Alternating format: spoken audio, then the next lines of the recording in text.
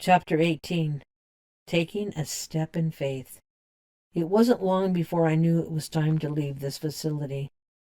The main reason was because we had to have prayer meetings in secret. The name Jesus was not allowed. You could only refer to Jesus as higher power.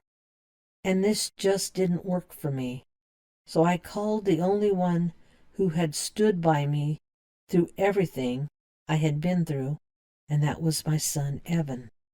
I asked him, Evan, bring my suitcases and plan on helping me move out when you come to visit me this Sunday. Evan said, Mom, are you sure? Where are you going to go? You have nowhere to live.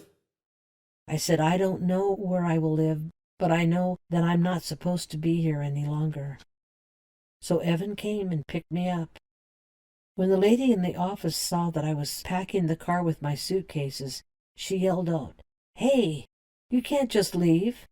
And I said, Yes, I can, because I placed myself here. I was not court-ordered like the others. The office lady said, I'm going to call the manager, and I said, Go ahead.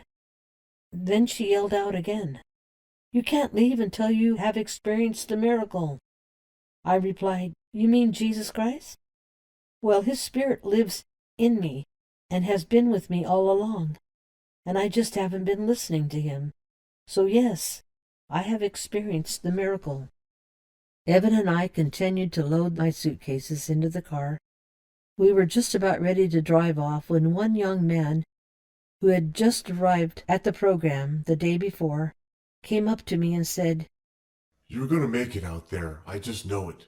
Because being around you is like being around kindness. I said, Thank you. As we drove off, I said to Evan, I feel so honored at what that young man said to me because I think he can feel the warm love of Jesus radiating out from me. While Evan was driving me to Watsonville, he asked me, Mom, where are you going to live? I said, I'm not sure, but I trust that God will provide that when we get to Watsonville. As soon as we got there, Evan said, Let's go to the car wash because this car is filthy. I said, Okay. As soon as we drove into the car wash, we both spotted my brother and his son. They were washing his work truck. Hi, Jim, I said. How are you doing? He said, Good. What about you? I said, I'm doing okay. I just got out of the rehab facility house, and I'm going to try to find a place to live. Hopefully the Salvation Army has a room. Jim said, Hey, we need someone to babysit our son while my wife and I work. Do you think that you would be interested in staying with us? I could not believe my ears. I said, Yes, of course I would, but please make sure that it is okay with your wife first. Jim said, Okay. Then I will call you later to let you know what my wife says. Jim did not call back right away, so I had to use the only credit card that was not maxed out and got a room at a hotel for the night. Evan took me to get my Honda out of storage and back to the room to help carry my suitcases upstairs. Evan said, Mom, I need to run some errands, but I'll be back to spend the night with you. and I said, Fine. It was around 6:30 p.m., and I still had not heard from Jim, so I decided to go to an AA meeting. After the meeting, I returned to the hotel to find Jim and Evan waiting for me in the parking lot. My brother asked, Where have you been? You're not doing drugs again, are you? I said, Of course not. I went to an AA meeting, Jim. Please, believe me, I will never go backwards again, and I mean it.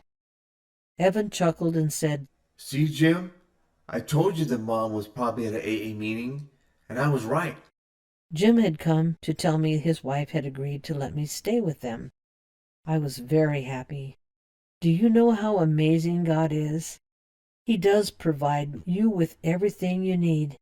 This was not luck or coincidence, that I met up with my brother at the car wash, and that he would ask me to live with him. This was God in action again. He is so amazing. You really don't know what God's purpose is when you go through trials but he plans everything to work out perfectly. Sometimes things happen at the last minute, but they always happen right on time.